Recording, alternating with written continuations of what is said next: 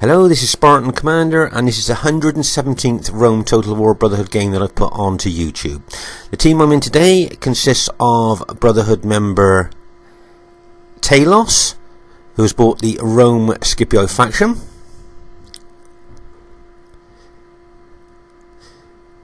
Then we have Brotherhood member Killer, who has bought the Rome Brutii faction. And then myself, Spartan Commander, who's for a change has bought Germania. So there's our team there. Looks pretty good. I've got a week off work this week, so I'm trying to put on as many battles as I can for you to watch. This should be a great one for you to see. At this stage of the battle, I thought I'd have a look, and we'd have a look at my experimental Germania army. Here you can see I've got the chosen axemen, and these guys have got excellent morale and are effective against armour. And used correctly, they can cut a big swathe through heavily armoured troops, for instance like Romans. So they're pretty good to take in your army. And then we have the Night Raiders. Now these guys are pretty tough infantry in their own right, but they've also got a fear factor. They intimidate nearby enemy troops. So of course, if you lower their morale by using these troops, then very often you can get them to rout. So the Night Raiders are pretty tough, as I say, in their own right. Then we have the chosen archers. Now these guys have got long range and also do a lot of damage as well. So they're very well worth bringing, because Germany are very susceptible to archer damage. The whole all their units are, so archers are very important. And then we have the German Gothic cavalry.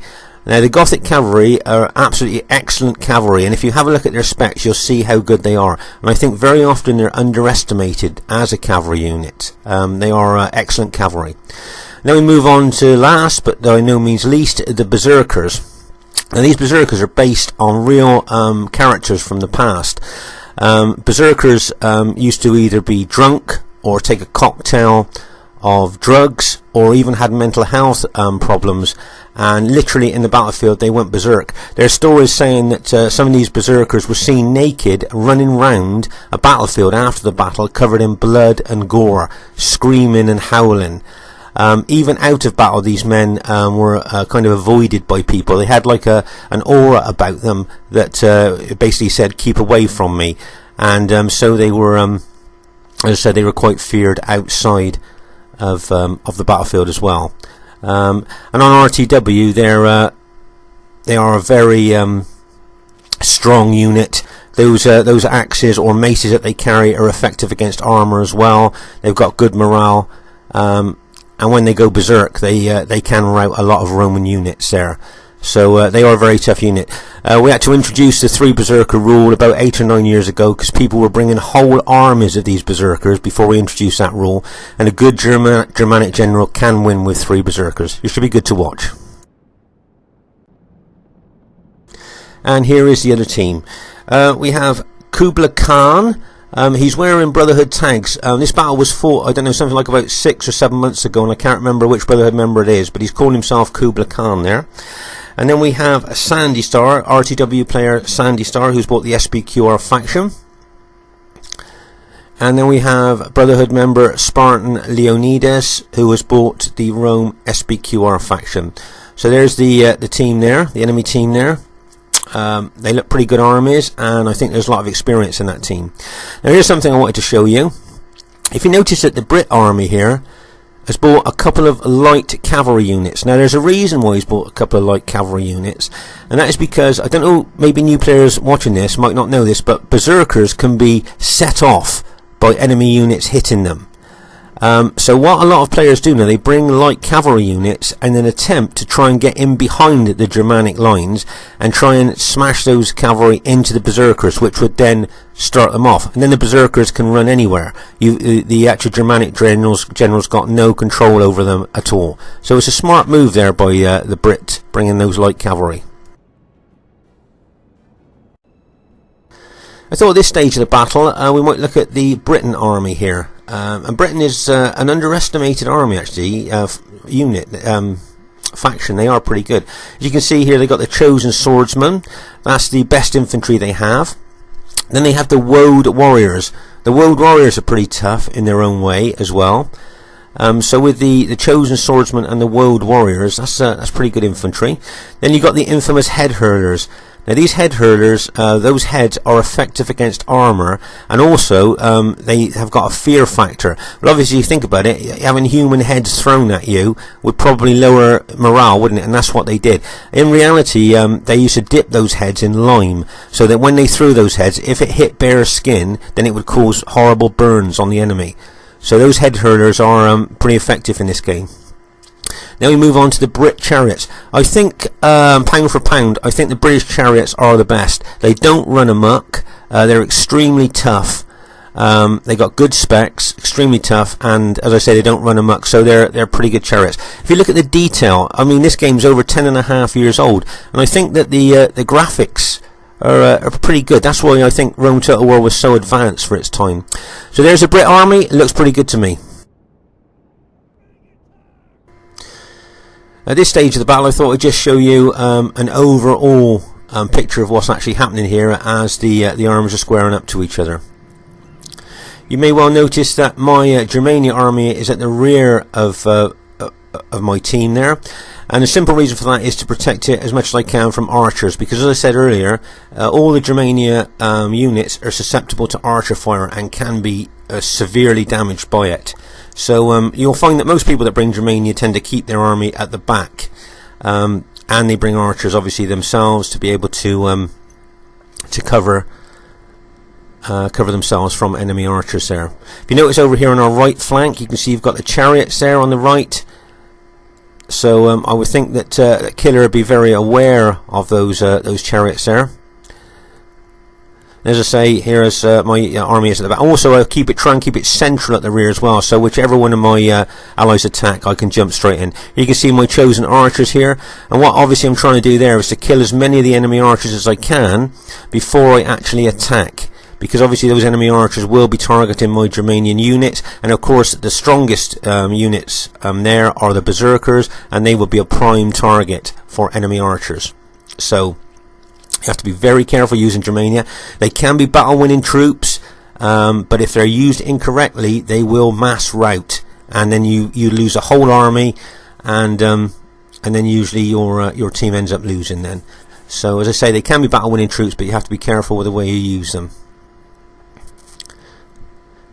Now what I'm waiting for at the moment is one of my allies to do an out-and-out attack on one of these Roman armies. And as soon as he does that, I then charge my Germanic army in, and hopefully the power of the charges of the Axemen, the Knight Raiders, and of course the Berserkers will help to rout the Germanian army here. If you notice that the Brits now have moved off to the left flank there. So on our left here we've got the Brits infantry, head hurlers plus the SBQR army. So maybe it might not be a good idea to attack this end, because they've got so many infantry there.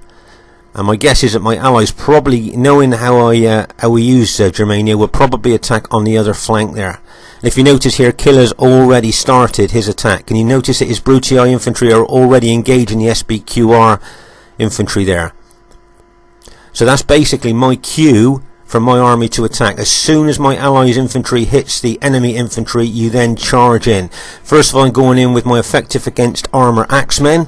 They're going to go in and bang as they hit the Roman line. So that's effective against armour. Then my Knight Raiders are going in. They're tough infantry in their own right, but they're also got a fear factor, so they will intimidate the nearby troops. And then last but by no means least, charge the Berserkers in, and at the last second you'll see that, there you go, the banners have lit up. I have now activated the Berserkers, and now charge forward. Notice Killer using his experience there, charging his cavalry in to back the Berserker charge up.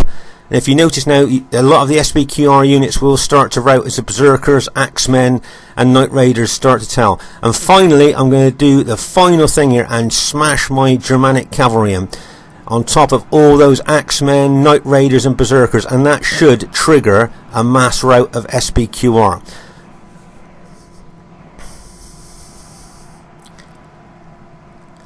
And bang, as you see that cavalry going there. See the impact of those Gothic cavalry charge into that SBQR. I think all of a sudden the SBQR units are just going to rout in one go.